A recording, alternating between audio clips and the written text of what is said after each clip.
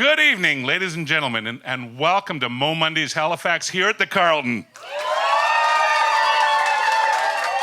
For all you folks that aren't here, you're missing a great crowd. Just hang on a second. Check this out. There's the crowd.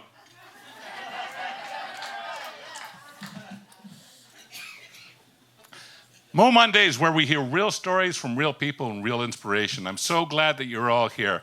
Tonight, part of our Mo Mondays team isn't with us. Tamara Freeman, who handles our promo stuff and our arts and design. She's in Hawaii. Mia Lynch, who takes care of our sponsorship. She's actually in Ontario. So there's our two absents. We've got Scott behind the camera, taking care of the business with the pictures. Scott, another ECMA winner this year. Congratulations, Scott. We got Mike, who's going to be taking care of the MC role for us. Mike, great to have you here. And my name is Tim Brodie. I'm your producer and host for Mo Mondays Halifax. So tonight's show, each show has a theme, and tonight's show's theme is around life and lessons learned. And the speakers that are coming up are going to be some really, really fantastic speakers. We've got Kathy Martin coming up, and Catherine's from the Mi'kmaq community, one of the most incredible Canadians I've ever met. And she's here to remind us all that we're all treaty members. And so I'm really, really looking forward to hearing what she has to say. Mike will introduce the rest, but this whole notion around lessons learned is something that I really, really thought about as we were putting together tonight's show. For instance, folks that don't know me, you should understand my background is military. I had 30 years in the military. My last 10 years was spent working with teams deploying into Afghanistan. And I was the coach and mediator at the base in Trenton, the busiest air base in all of Canada during the Afghanistan campaign. When harassment complaints came through on the base, it was my job. They'd come to me first, and I'd gather the two people together, and we'd see if we couldn't find a way to sort things out. Focusing on strong relationships, especially in difficult times, was something that was crucial to us in the military. We had to work together and find a better way. So one of the stories that I had around lessons learned revolves around this notion about failure. And it was a file that I failed. And that this file that I failed, this guy's name was, we'll call him Joe. And Joe was one of the toughest, wiriest little men that I've ever met. He was in his early 60s. He was about as tough as they come. He was short. He had a bunch of teeth missing. He looked like he drank his whiskey straight and lived his life hard.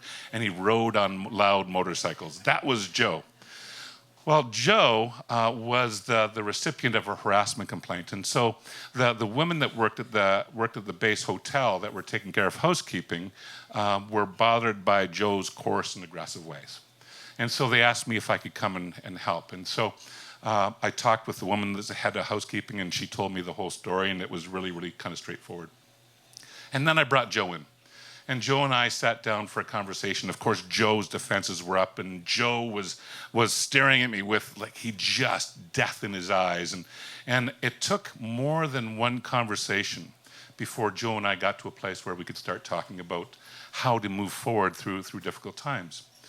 And it was interesting because as Joe began to trust me and his defenses came down, I started to learn a lot about Joe. And Joe, turns out he came from a divided family. His father had taken off very, very early in his life and disappeared. And Joe had been raised by his mother.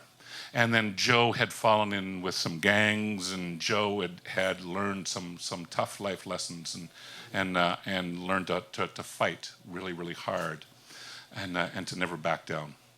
And so as we were talking, we talked about his mother and what she meant. And I could see that tenderness in Joe as Joe talked about his mother and how much she meant to him. And then I remember looking at Joe one day and I said, so tell me something, Joe. How does it feel to make a woman scared? And I remember Joe's demeanor in that moment just changed. And I thought he was going to beat the tar out of me. He stared at me and he scowled, and then he looked down and he started thinking again, and then he looked up. I said, Joe, I'm not saying that you're doing anything intentional, But what I'm here to do is tell you that you're making some women scared. And I'm just wondering how it feels for you now that you know that you're scaring some women. Well, Joe and I started moving forward in exponential ways then. He started realizing the impact he was having on other people. Now, here's the sad part. Joe went back to work, and when Joe tried different strategies to reach out, the people in his surroundings were unwilling to see him in a different way. Joe tried really hard. He reached out and he expressed remorse and apologized to the woman that had taken offense. But they couldn't see it. They said, well, no, that's just nonsense. He's just doing that because he has to. They couldn't see the intimacy that this tough, grizzled man who had had such a long, hard life was trying to portray to them. Well, Joe, he would pop in my office at the oddest times, and I always had time for him. And this one day, he popped in and he said, you got a minute, Tim? I said, yeah, Joe, it's good to see you. And so he came in. Now, Joe had just taken a drive around the base on his motorcycle on this big Harley, because that was one of the strategies we talked about when you're feeling like you're being triggered and the anger's coming out because of your frustration. Hop on your bike and go for a quick ride. Let them know I just got to blow some steam off and take a quick ride around the base. We were right down on the water by Lake Ontario. It was really wonderful. So Joe had popped in my office. He said, Tim, I want to talk. And he came in and he sat down. He said, I want to show you something. And he pulled out this weed. This weed was a stick with all these seeds attached to it. And he said, this is a possibility stick. He said, I was driving around the base and I saw it and I stopped and thought about what we talked about. And so I picked it and I wanted to bring it over and show it to you. It's a possibility stick. And on this stick are all these seeds. And these seeds are all the possibilities that this plant has. And he said, sometimes I just feel like this possibility stick. Inside of me, there's the potential for everything. I know that there was the potential for mean and angry, but I know there's also the potential for good and love and kindness and gentleness. And he said, I wish there was a way that they could see that in me. And so I expressed how sad I was for Joe, and I said to Joe, so what are you going to do? And he said, well, I'm going to head back to work now. And so I gave him back that little stick, the weed. And Joe said, nah, you keep that. I got it for you. And I thought, now here's this grizzled up little man who people were terrified of, and he picked me a flower. I kept it for years in my office as a reminder of Joe. Well, now what happened to Joe? He quit. He went home. People wouldn't see him in a new way, and so he thought, well, I'm just going to go home and I'm going to start a new way. And so he quit. And I thought for years that Joe was my failure, until I realized one day that the lesson I needed to learn was that it's not my path. We're all on our path. We're all, every one of us, perfectly imperfect. And all we need sometimes is someone else to witness. That's all. Just witness who we are, witness when we grow, and not to force us into their mold. And that's what Joe taught me, that it's not about me. And so that's where I want you guys to start tonight. This is about life and its tough things and the lessons that learned and the joy that we can find inside of them. And with that, I'm going to close off this live, except before we do, I want you guys to know something. June 24th, we've got a fantastic show coming on.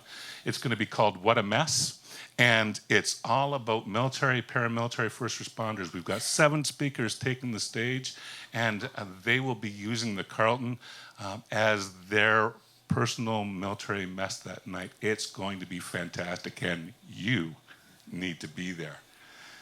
Thanks very much, guys. Mike, shut us down and get this party started. Thanks, guys. Big cheers.